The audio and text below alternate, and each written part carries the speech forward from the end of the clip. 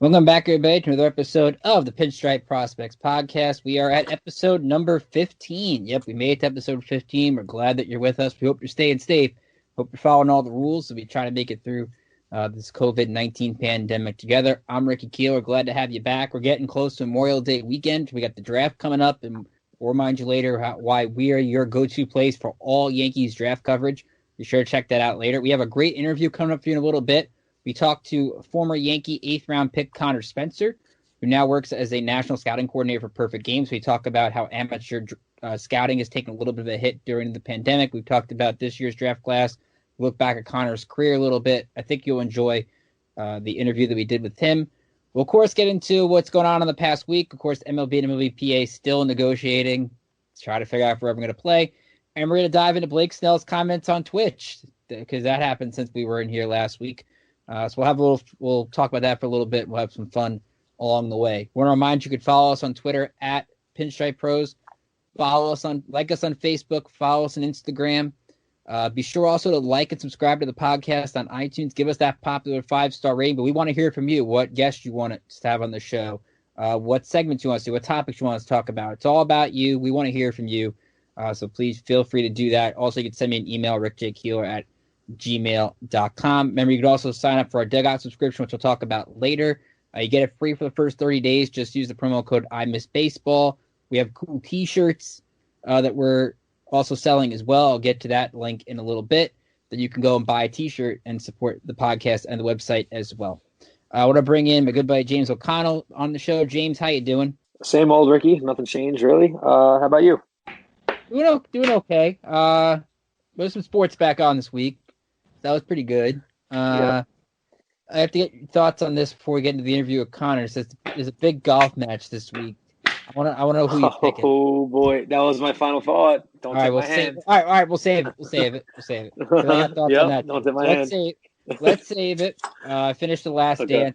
That was pretty good. That was phenomenal. A big void on Sundays, but I enjoyed it. So me and my buddies getting into gambling horse racing, which is probably unhealthy, but it's a thing that's going on with us. You got Belmont on June 20th, right around the corner. It's about 10 minutes from where I live. So, can't go to it, but you can watch. Sure can. We usually go every year. We can't go to it now, of course, but because everything sucks now, so why not just make everything else suck? So let's get right into it. So coming up on the other side, you'll hear our conversation with Connor Spencer, who was a former 8th-round pick back in 2014 at UC Irvine. Had a great start to his career at Staten Island. Made it up to High A Tampa, but he's now working in the scouting department for Perfect Game, and you'll love his insights. So without further ado, we'll be cueing our conversation with Connor, and we'll talk about it more on the other side. And joining us now here on the Pinstripe Prospects Podcast is a familiar voice to Yankee prospect fans. He was the 8th-round pick in the 2014 MLB Draft out of UC Irvine. He played in the Yankees organization from 2014 to 2016, and he had a good start to his pro career, hit .364 in the first 51 games with short season Staten Island, and he now works as a national scouting coordinator for Perfect Game Baseball. So we thought it'd be a great person to have on to talk about the draft, amateur baseball, and all things of that nature. Connor Spencer's here. Connor, thanks for hopping on. How are you doing? Doing well. Thanks for having me, guys. Appreciate it.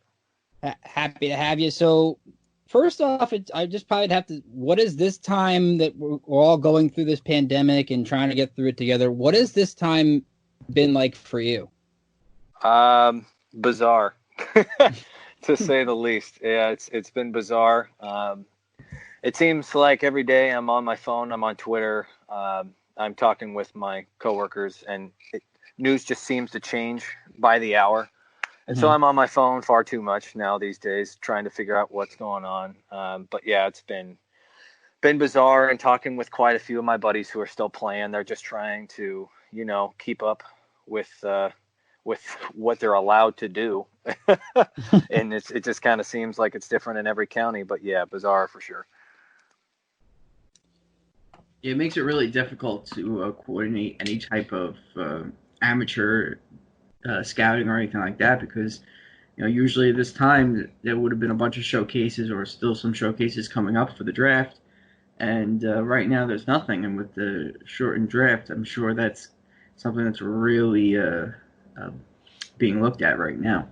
Absolutely. I mean, for the most part, the guys that are in those top 5 rounds have been talked about and speculated for long enough to where, the scouting world kind of has a good feel for those top 5 rounds. But I mean, as far as scouting in general goes, what I've seen, what, the whole baseball world has seen over the past few months is kind of a creativity to trying to see players and see their development. And it's been a lot of heavy social media with trying to find players posting themselves working out on their own.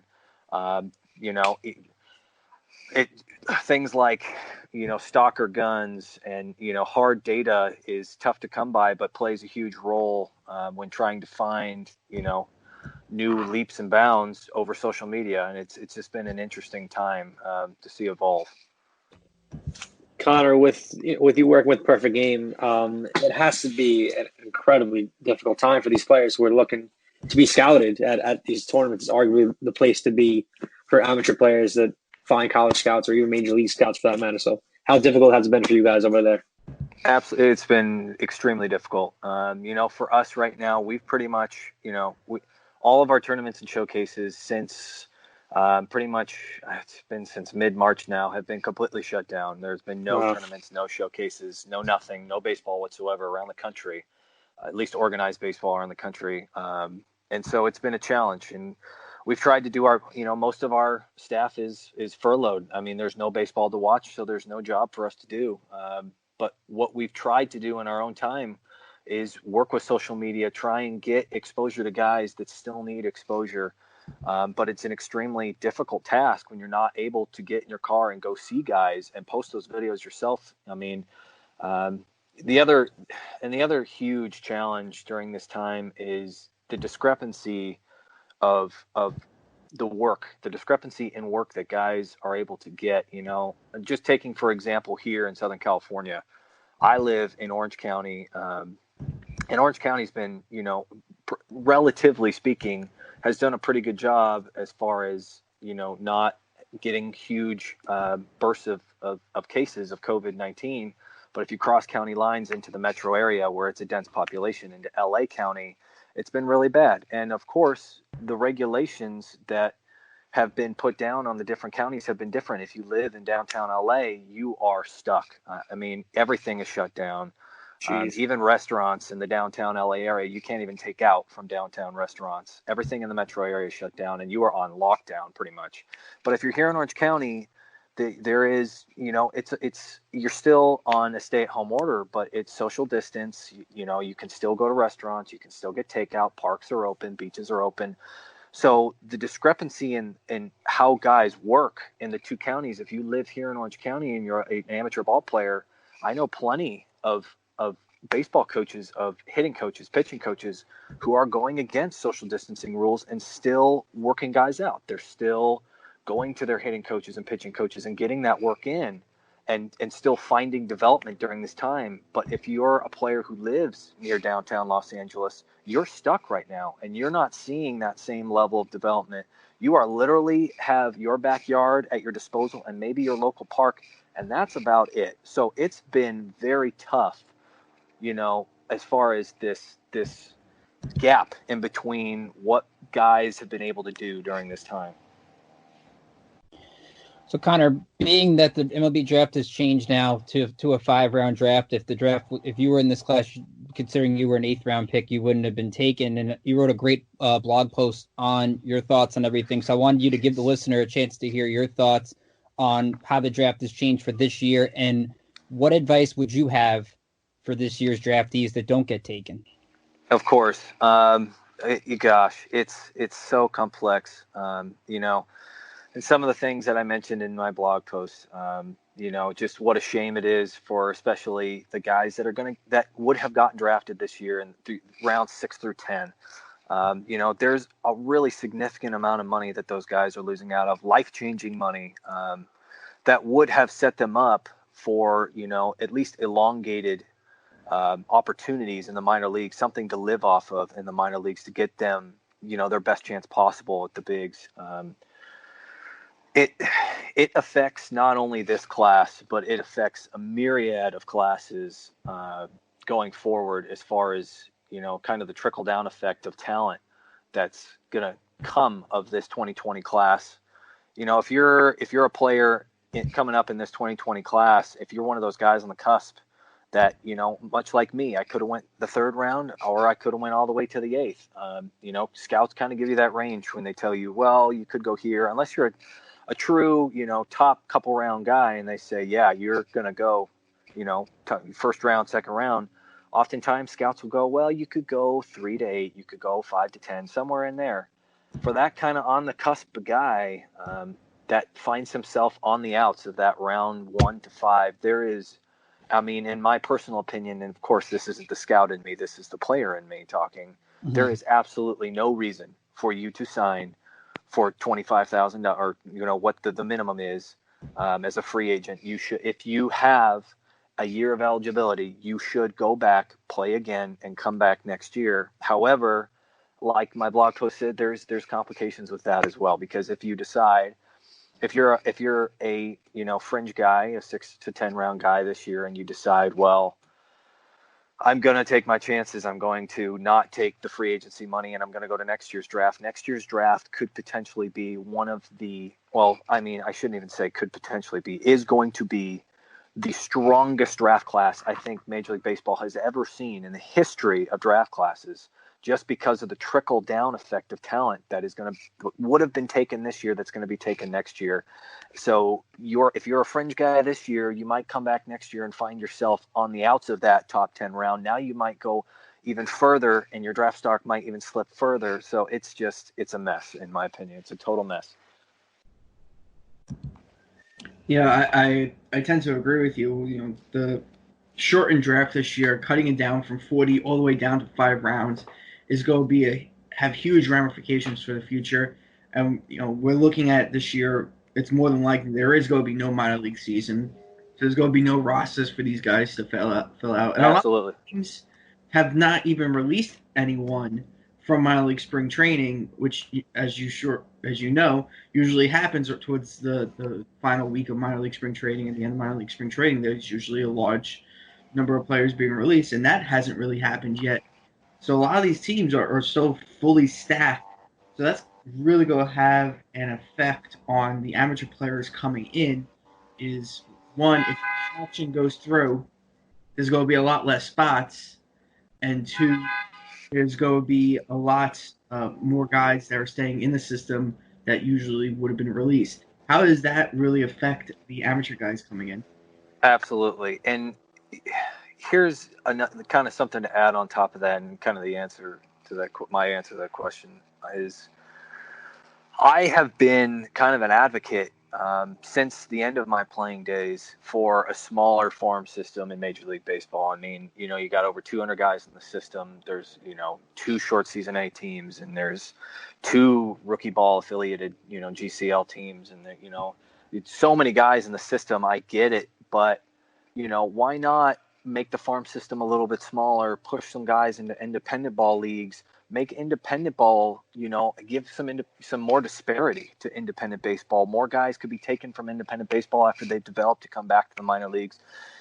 But now with this COVID-19 pandemic, everything changes. The draft has been so significantly cut. So many guys will kind of go into limbo here.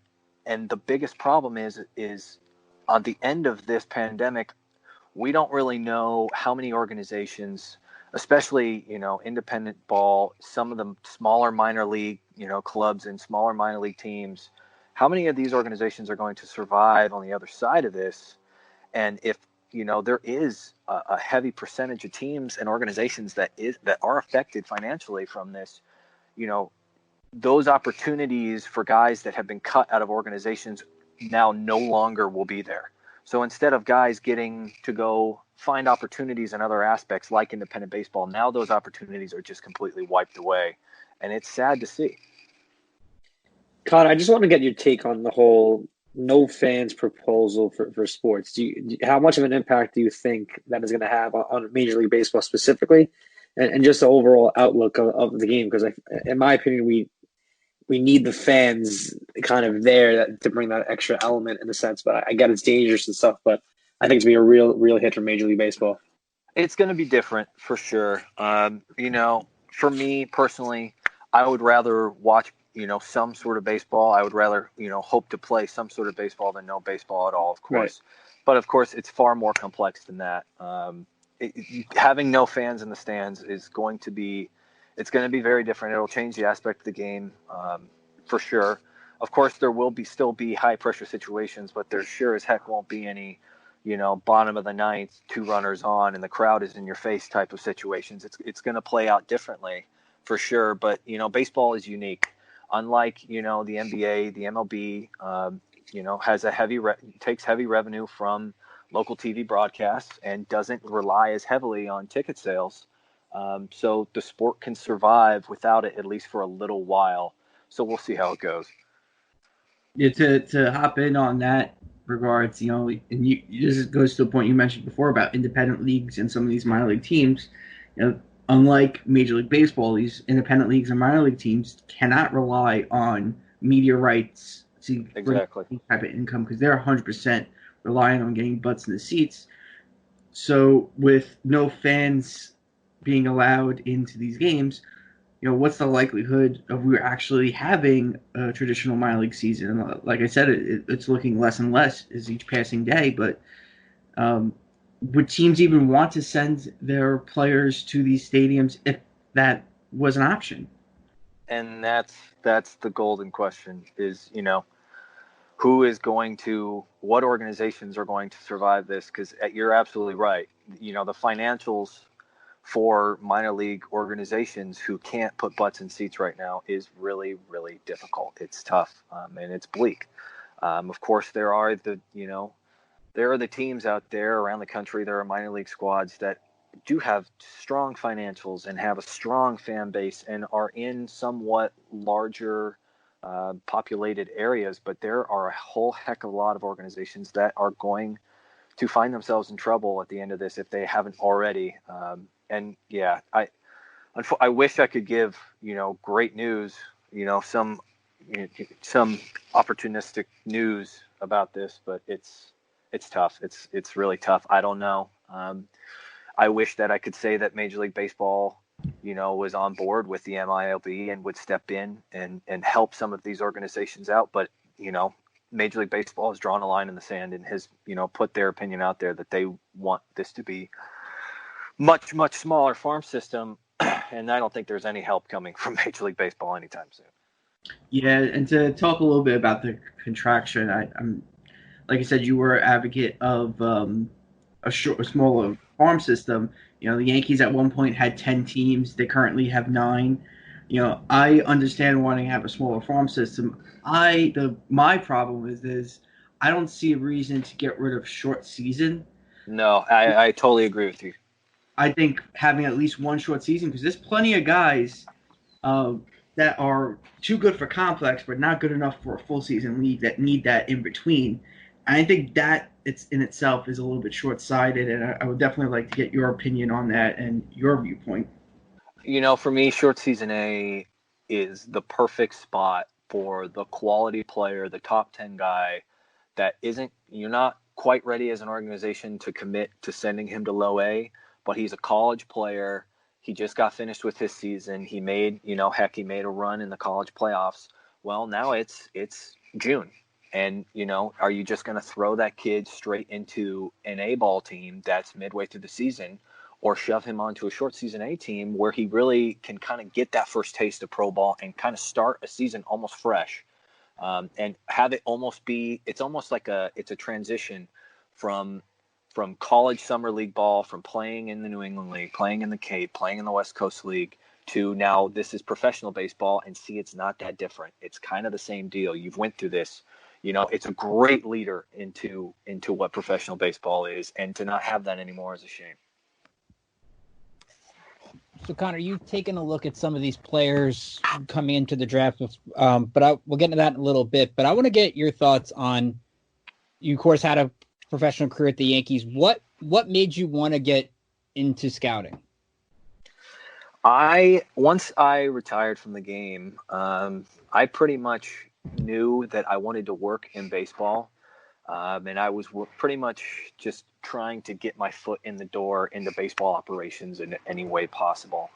And what ultimately led me to Perfect Game is I went to the baseball winter meetings in Vegas a couple of years ago, and went and kind of threw my resume at all 30 clubs. And Perfect Game approached me after I threw my resume out at everybody and kind of said, look, we're trying to expand and we're really trying to have more of a presence on the West Coast. We kind of want you to lead that project in scouting on the West Coast and kind of be a national guy for us. Would you like to, we would love for you to come onto the team. And that's how I first got involved with Perfect Game and scouting in general. And I've enjoyed it. It's been a blast. It's been a world that I, never saw or understood quite enough in my playing days. I've learned quite a lot, and it's been very interesting to see the other side of the glass in the baseball world, So every scout usually has that one or two favorite players that they've liked. Looking at this class, albeit being a truncated draft, who are some of the players that you really like in this class that we should be keeping an eye out for? Of course. I, of course, have some deep cuts of guys that I truly love, but may not even see now with this shortened draft. There's some deep cuts that I really like that were probably 6 to 10 round guys, and may not even see professional baseball this next year. So who knows? But at the top, the obvious names that I truly love, Spencer Torkelson. I've watched that kid multiple times. I've seen him at USC. I've seen him at UCLA. I've watched him at Arizona State. There has not been a single time that I've watched that kid step up to the plate and not seen him square the ball up. I mean, it is ridiculous. And when I say square the ball up, it seems like that kid sends the ball at least to the track every single time he steps to the plate. I've never seen anything like it in my life. In my opinion, this draft in general has kind of a plethora of generational bats. And that, even later in the first round, there is quality offensive talent that has the opportunity to be an organizational changing bat. Torkelson is one.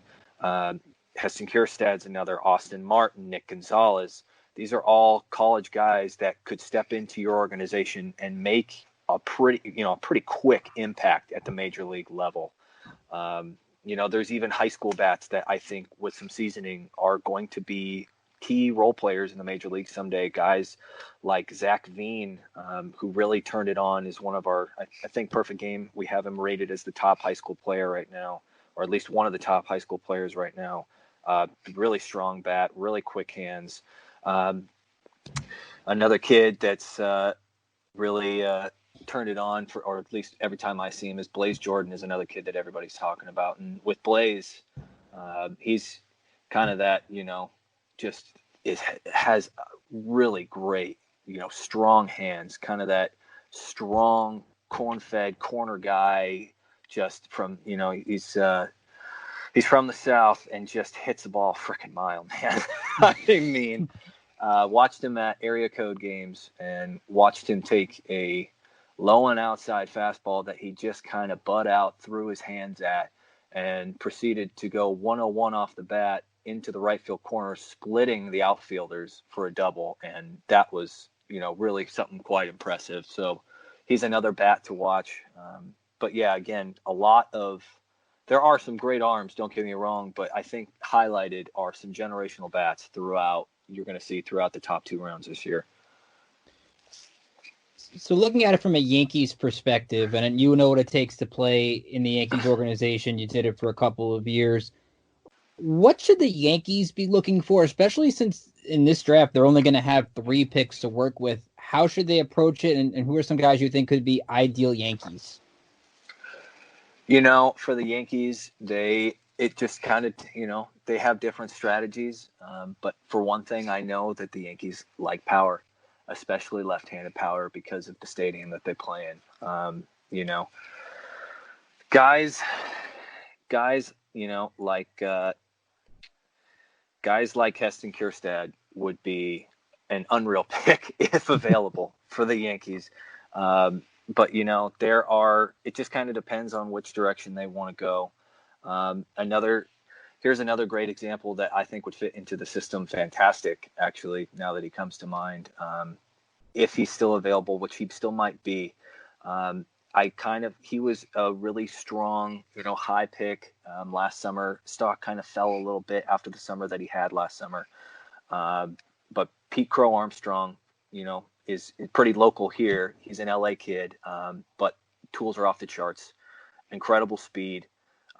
Just a guy that his athleticism, there's no doubt his athleticism is going to play. Is a kid that I think still has some maturing to do at the plate a little bit as far as his approach goes. Still a kid that kind of steps up there and just wants to hit the living crap out of the ball no matter where it's pitched. But once it's refined, the tools are very, very good. And he's someone that could step in and be a game changer. So I think with the Yankees system, they have a lot of lower level talent. And I feel like with this draft in particular, it's one of those things where to me, I look at the idea where being safe, and it's tough to be safe in the draft because you never know what you're going to get. But maybe with the 3 picks, you don't take as many. If it's a boom or bust guy, maybe you try to go with the guy that's like he's got not a highest ceiling, but not as low of a floor. If that makes any sense. No, absolutely. And some of the safer picks, when you're looking at safer picks, it is going with a lot of the college talent that you're going to see in the top 2 rounds. And there is a lot of college talent. If I were to go through and look at the top, our top 25 on our draft board, I'm willing to bet that at least 15 of them are college guys. It's a heavy loaded college draft. And you're getting safer picks, obviously, with college guys, because what you see for the most part is what you're getting out of those players. But when it comes to high school guys, there are a ton of high school guys in the top 50, top 100 that do have risks, but have incredible upsides. Another example of that would be like Mason Wynn, who really tore it up last October in Jupiter, and is a kid that has unreal tools on both sides of the ball. Very smooth at shortstop and in the infield, good hands, quick barrel. Just lasers balls to both fields, but he also can throw 98 miles an hour off the mound. And it's just kind of those raw tools. Don't really know where he's going to, fit in the professional game yet, whether that's going to be as a player or on the mound. But, there's risk there, but there's high reward. Over the next couple of years, we're looking at obviously a 5-round draft this year. Next year, looking at around a 20-round draft, and MLB wanted to keep the draft at 20 rounds max.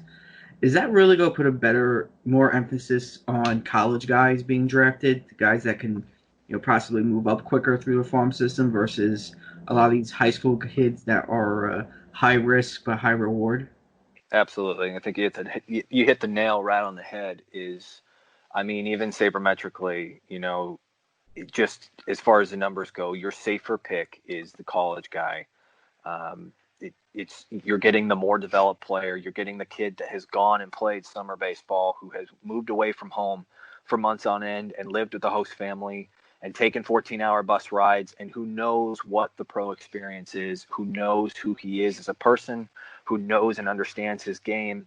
The level of risk in taking that college player is astronomically lower than trying to develop a high school guy who has the tools but still needs some seasoning. And I think with these shortened rounds, it also pushes the high school player to say no to the draft and to go and play college baseball, because you're not going to find as much money towards the back half of the draft anymore. So both things are leading more towards high school players going to play college, and for major league organizations to take college players in general. Could this lead to a much more increased quality of play in college baseball? 100%. Absolutely. You're going to see something that the NCAA hasn't seen in God knows how long as far as talent on the field. What's really going to be interesting is to see if the NCAA goes ahead and approves the one-time transfer rule, which they're still debating on, which would be a huge game changer in the NCAA, especially for kids that are now in programs with extremely overloaded rosters, who could one-time transfer to any school and still be eligible the next year. But you're going to see a trickle-down effect from D1 ball all the way down through college baseball to the JUCO level. Junior college baseball as well is going to have an unbelievable product on the field, talent-wise, this upcoming season, with players that not only trickle down from D1, but who high school kids who thought they were going to get drafted, who'd say no to this draft class and then decide to go play junior college ball. It's going to be something to see, really will. So when you look back, Connor, at your career in the Yankees system, do you have a favorite moment that always sticks with you? Oh boy. Oh, I think, I hate to say that it is, but I shouldn't have to say I hate to say, but it was the beginning of my career, that first year that I got into the system. Obviously I won a batting title, but that first season when I first got there, I made lifelong friendships in the system with guys that I still talk to this day. Many of them were in my wedding. And that Staten Island team really had a camaraderie unlike many ball clubs that I've ever been on before, and that was really a special year. And although we didn't, the win column sure as heck didn't say anything about it, that team was fun. And that team, I really got to understand and know the Yankees organization when I was on that team, and I made a lot of lifelong friendships with guys. So that season in general, for sure, lasted with me the longest. What was your favorite ballpark to play in the minors? Oh, my second season in the Yankees organization, I was in low A, and that's, the South Atlantic. And I was playing in Charleston. And at the time, the Mets organization was in Savannah. And that ballpark, don't get me wrong, it's got some history, but dang, it needed an upgrade. And that next season, they did upgrade, and they went to Columbia. And that ball field that they built in Columbia for the Mets organization, which I got to play at in my short stint in my third year with the Yankees, is something else. I got to tell you, it is beautiful. It is, in every retrospect, a big league ballpark. I mean, my goodness, everything is top notch, from the clubhouse to the playing surface to, the big screen in the left field. It's beautiful. So that's got to be probably one of my top. So working now in the scouting industry, is there something that you took away from being a player that you feel has helped you now being on the other side, now evaluating talent? No, absolutely. I hate to say that there's some feel with scouting, just kind of, being around the game, but there is 100%. There is a lot of just, having been there, done that, understanding how things work, and just kind of having an eye for things sometimes. Of course, the numbers are the numbers. And especially in the new metric data era of baseball, the numbers tell you a lot, and they point to things now more so than they ever did in baseball's past. But there still is a lot of naked eye, when you see it type of deal with scouting, and it's definitely helped for sure. Last one from me. When you look back at your career, what was the most memorable piece of advice you received from a coach? For me, let me think about it.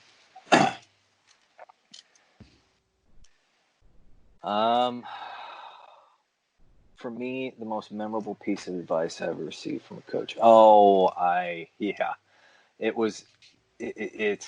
sure. It was my third year playing with the Yankees organization. I was playing in high A, I was playing in Tampa, and Reggie Willits, who at the time he was a couple years into his base running, bunting, and outfield coordinator with the Yankees at the time. He wasn't the first base coach, but he was going around to different clubs as the coordinator and checking in on the small ball stuff. And he's one of the reasons why the Yankees farm systems have gotten so good at base running is he brought the Mike Scioscia mentality to the base paths. The run in everybody's face. You're not going to get in trouble. If you get thrown out, run. And as soon as he stepped on to the field the very first time, and the coaches introduced him as the bunting outfield and base running coordinator. Everyone kind of, didn't understand who he was, but me being the SoCal, grew up bleeding Halo red kid that I am, knew immediately, oh my God, it's Reggie Willits. And it's so funny how I kind of had like a starstruck moment on the field of, oh my God, it's Reggie Willits. But anyways, I was in Tampa one night and I had the night off, and Reggie was in town. And there were a solid 6 innings where we sat on the bench together and just talked Angels baseball and just talk. My favorite player growing up was Darren Erstad, and he talked to me all about Darren Erstad's work ethic and his work ethic and what Darren would do each day and he told me a great story about how, Reggie wanted, when he first got drafted by the Angels, how he wanted to be the first one into the clubhouse, and his very first day of spring training, how he showed up to the Angels clubhouse and was the very first one there, and Darren Erstad was right behind him, the crack butted on. And they went throughout his day and came back into the clubhouse at the end of the spring training day and was packing up his stuff, and Darren Erstad was the only one left there in a towel. And Erstad looks at Reggie and basically goes, yeah, you showing up first today? Reggie goes, yeah. He goes, don't you effing ever do that again. And Reggie goes, okay, I won't do that again. And the next morning he showed up 10 minutes later, and Darren Erstad was the first one in the door, and I just got such a kick out of that. That whole conversation, that hour and a half long conversation that I had with Reggie Willits was absolutely one of the most memorable conversations I'll have in professional baseball, period. You can follow Connor on Twitter at CSpencerPG, doing some great work over the Perfect Game, talking about the players in this year's class and in future classes. So be sure to check out the writing he's been doing. You'll find the article as well for his thoughts on the MLB Draft. I highly recommend checking it out. Connor, thanks again for hopping on with us. Appreciate your insights. Stay safe, and we'll talk again soon. Thanks for the time. Absolutely. Thank you, guys. Have a good one. Thank you, Connor. And we're back. Thank you for all listening in on that Connor Spencer review. So, James, just your thoughts on what you heard from Connor during our conversation. Very insightful. The fact that he's working with kind of Perfect Game. That was kind of the life I lived kind of growing up. We were always I would play travel baseball and high school baseball, whatever. I played a lot of baseball when I was younger, and we would always go to the Perfect Game tournaments and tournaments where scouts would come down, and if you were good enough, you talk to a scout, the scout would see you, and just everything's so different now. Like these kids don't have opportunities to be scouted. So that's what I really took most of my interview, was just how different, like not only for our entertainment, Major League Baseball is, but amateur baseball, the effect it's having on these kids that are trying to go to college and stuff like that. So that's what I really took from it. Yeah, doing the project that I'm working on that you guys hope to see on the site, if not this week, next week. Getting a chance to talk to a lot of these late round picks or mid round picks that wouldn't even have been drafted this year. You get to read their insight and the advice they have for this year's draftees. It's very powerful stuff, and we're glad Connor shared that opinion with us. Of course, over the next couple weeks, we'll dive into the draft a little bit more. We have a great team of writers that are working on draft profiles on all the guys the Yankees have been connected to or could possibly take with one of their 3 picks. So a lot of our writers are working on that. We'll have plenty of profiles up by draft day, so be sure to keep an eye on that as the days go by before June 10th, which is round 1, and June 11th is rounds 2 through 5 of the draft. We're going to dive into this really quickly because a lot of the news we touched on last week still applies this week. MLB and MLBPA are, of course, still working on a plan to try to get back to playing baseball. But I thought, James, the big thing we didn't really get into last week is Blake Snell on Twitch. Now, I like Twitch. Blake Snell's not a bad MLB The Show video game player. No. I thought, to me, and I know people hated it, that the optics were not as good, what he said.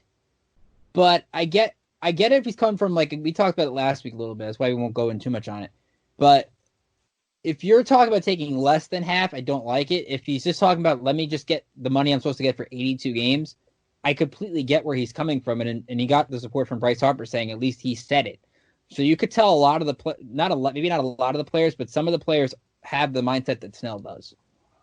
Well, I don't necessarily disagree with Blake Snell. I mean, I get the whole I don't want to play for half my salary deal, but if you're playing half the season, I feel like that's only fair, right? In a sense.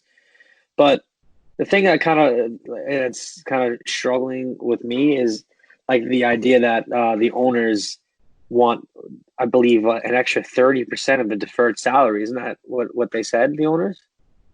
They want 30% more from that deferred. So they just want more money from the players, which I don't understand how billionaire owners are saying they're struggling, kind of, in a sense, without players giving them a certain amount more of that salary than they already signed, they already gave.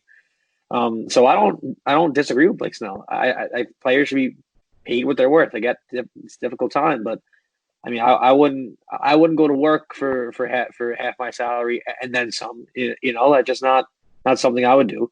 But if it's kind of half, it's like a half deal because they're playing half a season, and I get that. But I don't get how you're going to ask for more from the players. And I think also that the big thing to look at it from is look at that health playbook that the owners sent to the players. And you got now, like, no spitting. You can't, if there's a relay to the plate, you have to change the baseball. You can't really hold the runner on first, you can't be near him. You can't shower probably after the game. You got to shower at home. I feel like these are things that just aren't going to happen. Like that. It's hard to enforce. Because if you read it, it said, you obviously did read it, but it said suggested measures. Like we suggest they don't do this. Well, baseball players are going to chew seed. Chewing seeds was one of those things that they can't do. That's going to happen. It says if it's strictly enforced and it's saying you absolutely cannot do this or cannot do that, then maybe that would happen. But I mean, if it's just suggested, these players aren't going to follow that. It's not something that's going to happen. Well, I think right now it's just listed as suggested because they are still negotiating. Right. I guess, but I don't see some of these players just saying, you know what, I'm going to not do something I've done my whole life. I'm not chewing seeds. I feel like that's just unrealistic. I think, to me personally, I think you could chew seeds, but you shouldn't be spitting them out anywhere. You should have a container to put them in. And if you don't have bottled water because you're not going to have jugs and shit anymore, you'll have a container to spit it in. I think in some ways that proposal was a little too much, but in some other ways it wasn't enough. I don't believe the plan for their testing is enough in that proposal. And I think the Players Association is probably agreeing with me in that matter. I think when it comes down to testing, and I think this is the best way to go, is every day you have to test everybody, whether it's player, coach, umpire, media relations person, media, anybody that's going to be in that building has to get tested every day using a rapid test. I think that is the safest way to go, and I think that's what they need to do, and I just don't see that realistically happening right now. And MLB's proposal was they're going to get tested every few days, max about 3 days out of the week they'll get tested. So there's plenty of opportunity for someone that's asymptomatic to infect everyone. That voice you heard, of course, forgot to mention is Pinstripe Prospects founder Rob Pimpsner, who was on the interview as well. So I want to make sure he got that in there as well. To me, it's just a hard line where, okay, you got to work everything out. You have Rob Manfred going on CNN saying, okay, if we miss this season, it's like $4 billion. But you've seen different reports that the losses are different depending on certain things. It just, to me, they still come down to what we talked about last week. This is not going to be an easy negotiation at all because you got one side that goes, yeah, but there's a clause in the deal we did on March 26th. It just doesn't sound like they're both working together. And I feel like this is you feel like in a time of a pandemic that you should just all work together to try to play. You got Governor Cuomo saying this week, okay, you guys can play without fans. Get together and just try to make up a plan together to go play and then work out everything else later. I think a lot of it has to do with Major League Baseball is no longer run by baseball people. It's run by finance people. And all they look at is the bottom line, and they don't look at the big picture. And I think that's a part of it throughout the whole game, whether it's this whole thing with the Players Association negotiating the new professional baseball agreement with minor league baseball and negotiating the new CBA with the Players Association. They're not looking at it from a baseball lens. They're only looking at it from a finance lens, and it's just very short-sighted. To take a look at, what Snell said. They agreed to prorated salaries. I think that's fine. I personally agree. It's not going to bankrupt these owners. It's not going to bankrupt these teams to do prorated salaries for these players, and that's what they deserve. The whole we're going to lose $4 billion, we're going to lose, $640,000 a game if they pay them prorated salaries and stuff like that, is just a crock because their basis and everything, and you got to check out Fangraphs and Baseball Perspectives, 2 different publications, both put out on the same day, going through the income and finances for baseball and everything, and it all came out, the whole thing that MLB is saying is bullshit. And it's true. I don't think MLB is being truthful.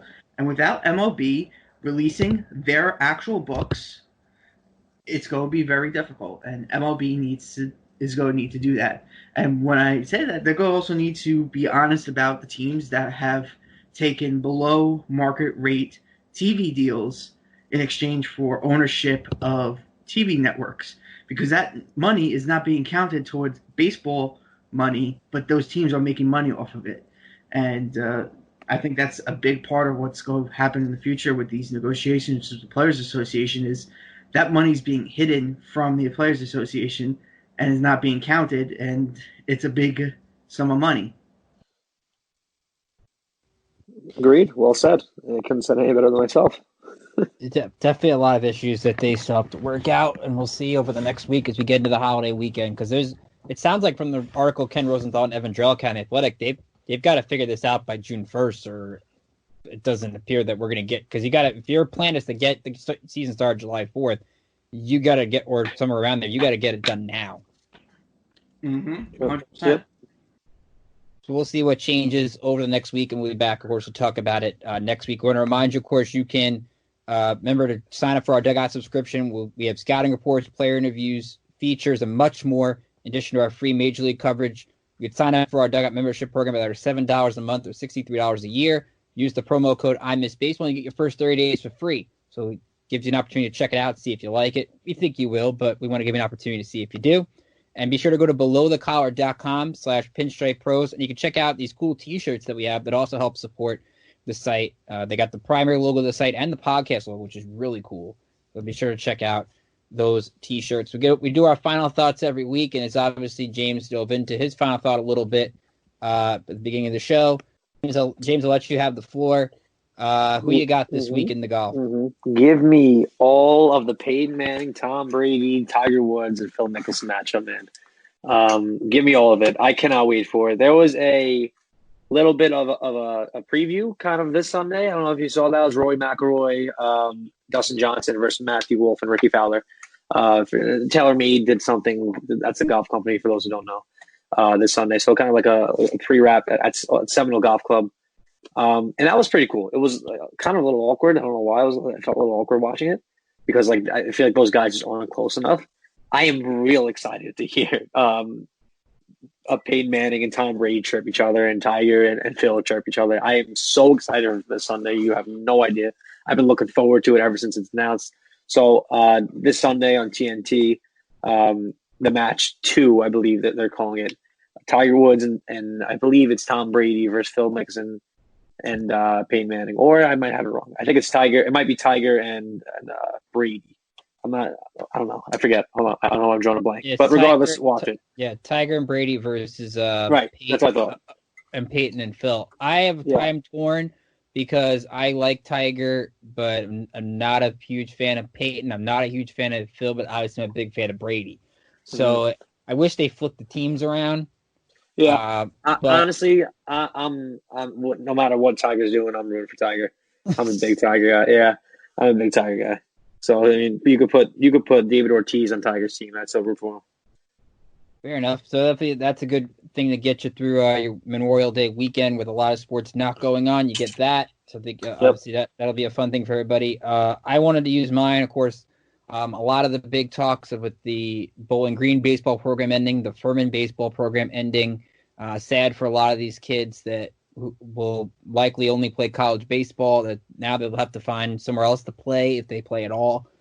So thoughts to those kids and those coaches, and just a tough time for everybody involved. So before we see a lot with the finances financial loss that come from this pandemic. So hopefully better stuff's on the horizon for those programs. And also I want to give our thoughts from everybody at Pinstripe Prospects with the family of former Yankee general manager Bob Watson, who passed away recently. Two-time All-Star as a player, played for the Yankees from 1980 to 1982. He was the hitting coach for the A's for a few years and then joined the Yankees after the 95 season. So he was the GM up until 1998. Of course, Brian Cashman took over after that, but Watson was a GM of the team that won the 96 World Series, the first African-American GM to win a World Series championship, worked in the MLB front office. So definitely had an illustrious career both as a player and the front office. So our thoughts with the Watson family, definitely a memorable person in Yankees history. So we'll be back next week. We'll talk more about the MLB PA situation. We'll talk more about the drafts. As I mentioned, we have some great draft profiles coming up on the site over the next few days that you're definitely going to check out. I have an article coming out on the history of the 28th pick. The Yankees will have that pick for the fourth time in their franchise history. One time at work, they didn't sign the guy. The other two, you probably won't remember, but there are some good historic players were taken with the 28th pick that you're going to want to check out. Again, follow us on Twitter at Pinstripe Pros. Like us on Facebook. Follow us on Instagram. Please like and subscribe to the podcast on iTunes. Give it the 5-star rating. We want to hear from you. We're on all the different ways you get your podcast. Chances are the Pinstripe Prospects podcast is there. You can follow me on Twitter at Orkinator555. Catch my show King of the Killer every week on Full Press Radio. James, how could they follow you? Give me a follow at O'Connell NY on Twitter.